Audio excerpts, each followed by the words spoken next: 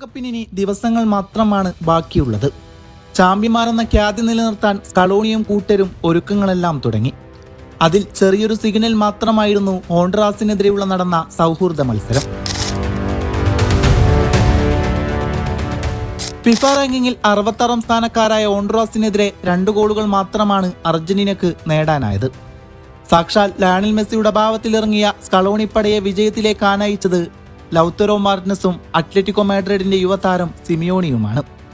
കൃത്യമായി പന്ത് കൈവശം വെച്ച് എതിരാളികളുടെ വിടവിലൂടെ പാസുകൾ പായിച്ച് കളി മെനയുന്നുണ്ടെങ്കിൽ പോലും ഒരു ചാൻസ് ക്രിയേറ്റീവ് റോളിലാണ് അർജന്റീന പരാജയപ്പെടുന്നത്.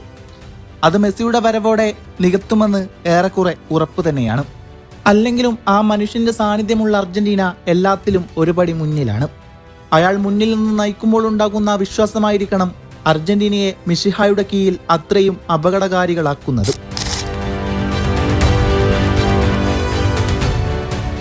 അർജന്റീന 4-4-2 എന്ന ഫോർമേഷനിൽ കളിക്കാനിറങ്ങുമ്പോൾ മറുവശത്ത് ഹോണ്ഡുറാസ് 4-2-3-1 എന്ന ഫോർമേഷനിലാണ് സജ്ജരാകുന്നത്.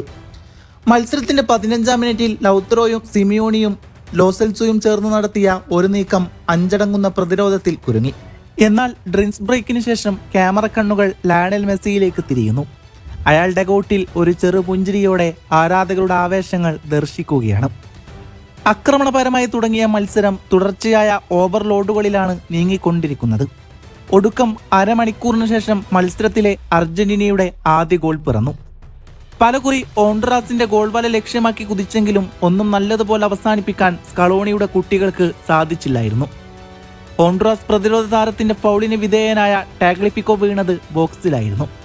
അതോടെ അർജന്റീനയ്ക്ക് അനുകൂലമായി 35ാം മിനിറ്റിൽ പെനാൽറ്റി വിധിക്കപ്പെടുന്നു. കിക്കെടുക്കാൻ ലൗത്തറോ മാർട്ടിനസ് തയ്യാറായി. അയാളുടെ കണക്ക് കൂട്ടലുകളെ കൃത്യമായി ഗണിച്ച് ഹോണ്ഡുറാസ് ഗോൾ കീപ്പർ മെഞ്ചവർ കൈനീട്ടി ചാടി നോക്കിയതും ഇടത്തെ വശത്തേക്കായിരുന്നു. പക്ഷേ തട്ടിയകറ്റാനായില്ല. പന്ത് വല തുളച്ചു. അർജന്റീന 1 ഹോണ്ഡുറാസ് 0. ആദ്യ പകുതിയുടെ അവസാന നിമിഷങ്ങളാണ്.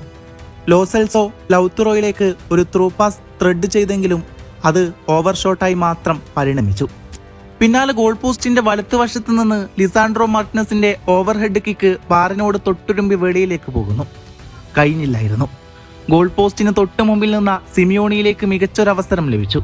പക്ഷേ നിർഭാഗ്യം അവിടെയും വേട്ടയാടി. ഇടവേളക്ക് പിരിയുമ്പോൾ ഒരു ഗോളിന്റെ മുൻതൂക്കത്തിൽ സ്കലോണിയും കൂട്ടരും ലീഡ് ഉയർത്തുന്നുണ്ടെങ്കിലും ഇതൊന്നുമായിരുന്നില്ല ആരാധകർ പ്രതീക്ഷിച്ചത്. 71% പന്തടക്കത്തിൽ കളിമെനഞ്ഞപ്പോൾ 9 ഷോട്ടുകളാണ് അർജന്റീന ഉതിർത്തത്. അതിൽ 5 എണ്ണം ടാർഗറ്റിലേക്കും. എന്നാൽ ഗോൾ ലൈൻ ഭേദിച്ചത് പെനാൽറ്റിയിലൂടെ മാത്രമായിരുന്നു. ഗാലറിയിൽ നിന്ന് ആരാധകരുടെ ഉയർന്ന ശബ്ദങ്ങൾ കേൾക്കാമായിരുന്നു. അവർ പറയുന്നത് ഇങ്ങനെയാണ്: പ്രിയപ്പെട്ട സ്കലോണി, മെസ്സിയെ കളിക്കാനിറക്കൂ. അയാളുടെ കളി കാണാൻ എതിരാരാധകർ പോലും കാത്തിരിപ്പാണ്. പക്ഷേ പരിക്ക് മൂലം വിശ്രമം നൽകുക എന്ന ലക്ഷ്യത്തോടെ മെസ്സി സൗഹൃദ മത്സരങ്ങളിൽ പന്ത് തട്ടില്ല എന്ന് സ്കലോണി മുമ്പേ പറഞ്ഞതാണ്. മത്സരത്തിലെ 54ാം മിനിറ്റ് പ്രതിരോധ കൂട്ടങ്ങളെ പൊളിച്ചെത്തിയ നീളം പാസ് വീണ്ടൊരിക്കൽ കൂടി പെനാൽറ്റി ബോക്സിൽ ലൗത്തറോ മാർട്ടിനസിനെ കണ്ടെത്തുന്നു. മാർട്ടിനസിന് കടുപ്പമേറിയ സാഹചര്യമൊരുക്കി മൾഡൊനാഡോ സജ്ജനാണ്. ഒറ്റ ബാക്ക് ഹീലിൽ എല്ലാം തകർത്ത് പിന്നെ ഓടിക്കയറിയ സഹതാരം സിമിയോണിയിലേക്ക് പന്തിനെത്തിരിക്കുന്നു.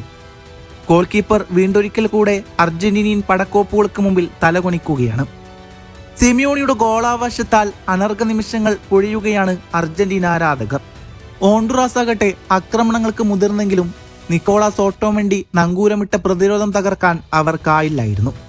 ഗോൾ വല കാക്കാൻ അർജന്റീന മുഖത്ത് മാർട്ടിനസിന് പകരം സ്കലോണി പരീക്ഷിച്ചത് മുസോയെയായിരുന്നു. പിന്നാലെ 81ാം മിനിറ്റിൽ സാന്റിയാഗോ ബെൽട്രാനെയും കളത്തിലേക്ക് ഇറക്കി വിട്ടു. ഒടുക്കം അവസാനം വിസിൽ മുഴങ്ങുന്നു. മെസ്സിയുടെ അഭാവത്തിൽ 2 അടിച്ച് ഹോണ്ഡുറാസിനെതിരെ ഫ്രണ്ട്ലി മാച്ചിൽ വിജയിച്ച് കയറുകയാണ് അർജന്റീന.